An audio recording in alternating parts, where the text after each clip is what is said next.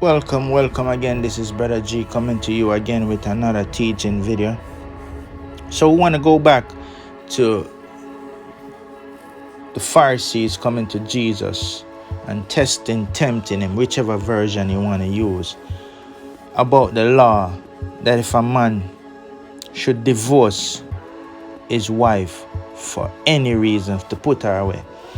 And what I aim to show in this particular teaching is to show that this is not a new concept. This law is written all over the world by way of colonization, imperialization, and the neo-colonization. We also want to show in this video teaching the power and influence of the religious Pharisees, or in other words, the religious lawyers. This video is in light of the movement of some who is saying that today marriage is not beneficial to men. And I wanted to show, as I show in certain teaching already, that marriage is beneficial not only to the individual but their posterity. And if you don't believe, look back at the history. Now this will have to force you to really look back and see if marriage is actually profitable and beneficial not only to the individual, to a community, to a society, to a nation. Let's read what the Pharisees, the religious Pharisees, came to Jesus and tempting him, saying unto him, Is it lawful for a man to put away his wife for every cause? You hear the question? Put away. So this is unanimous or unilateral power by the man to put away his wife, and so it was for centuries. Now it behooves us to understand that if man had this power for centuries to put away his wife, they never knew that a time will come when laws are given now to women, and women have the power to not put away their husband but to divorce their husband in the law. Now it behooves us to understand why woman now is divorcing, and that is because men had leave their position of leading in a righteous way. And so if man have the privilege for such a long time to be a whore, not every man, only the man them who practice whoremongering. So it don't make sense for the woman them nowadays to follow in the footsteps of the man them to be a whoremonger. Makes sense. I'm going to show by the biblical history. Say these kind of thoughts what the Pharisees had in Jesus' days and his disciple. I come back from way back, from even in a Genesis and even farther before Genesis take place. When we look back even in the book of Esther chapter 1, about Ahasuerus, as his name pronounced, he was a king and he reigned from India even unto Ethiopia, over 127 provinces. And now if you go and look on the map, that is a large place that this particular king reigned over, had power and influence so over. It says in chapter 1, so the king feel good. May I paraphrase? Go read it for yourself.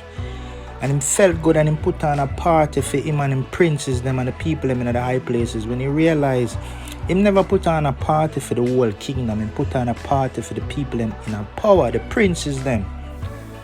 So when him put on the party and him have party, him call for Queen Vashti, right?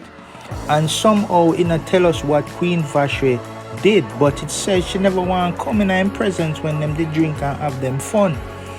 And because she never come in him presence, the man, his princes and his lawyers and the Pharisees by a different name at the other time, tell the king, say, you have to put away, you have to divorce your wife because she never listened to what you say. It is incredible. Here I'm going to read about the reason why his lawyers, his counsel tell him they tell him, say, listen, if the people of these provinces and the whole world that you reign over, the world, your kingdom that you reign over, that in those days when the king Ahasuerus sat on the throne of his kingdom, which is in Shushan, the palace of the third year, it will show you how great and powerful this king was.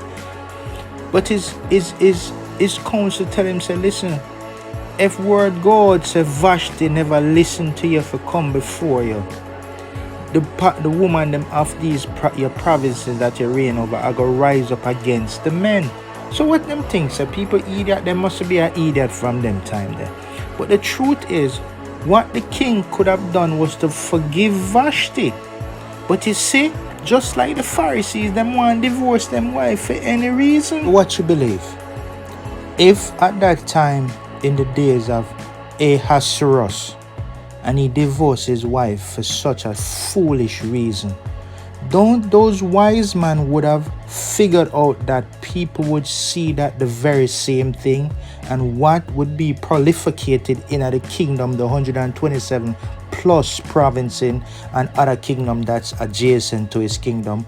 What would you think that man is going to do with their wife if a man is having a feast or any little thing? And he called instead his council, the king counsel them, say, forgive Vashti and give her a second chance to redeem herself. The man them hear the question now.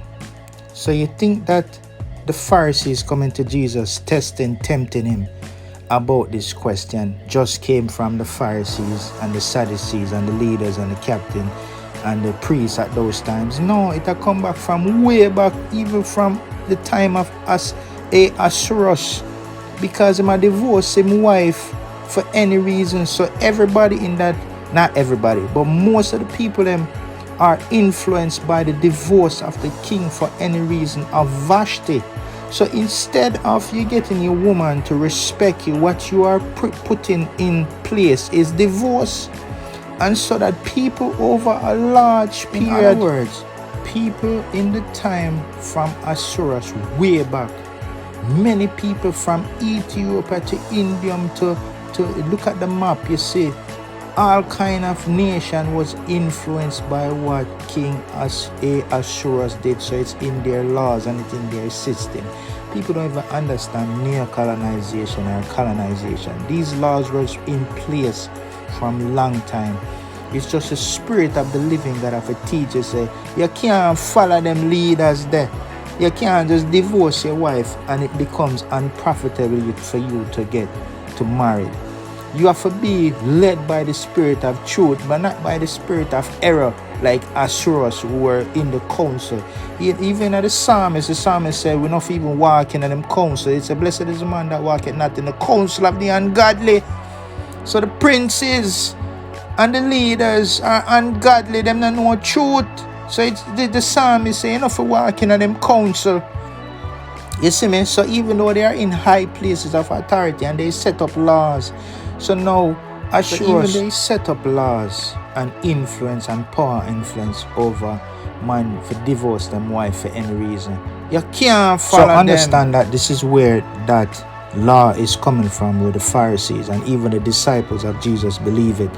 So this question that the Pharisees again that was asking was a law that was in place even before Genesis. And it comes right down to even in a Jesus time. And even the disciple and Paul now teach about forgiveness. And Jesus even teach because of the hardness of the man them heart, like Ahasuerus, who walk in the evil counsel of his princes and his leaders them. He walk in and divorce his wife for a foolish reason because she not come when him call her. So understand this, people. This is the power of religious leaders. They will say and not do. And sometimes, so we who have a godly heart and trying to live righteous, so in reality, the Pharisees and the Sadducees and the leaders and the captain and the priests, they have enormous power over the people because they get to write laws and institute laws and practices that is not godly but is ungodly. And we who have a godly heart, we have a godly heart, have to just stay vigilant to the truth as we Titus say, we have to fight against them even in a spirit and in a truth, and walk the way of righteousness. Peace and blessing to all who desire to walk godly in this present evil world. Big up on yourself.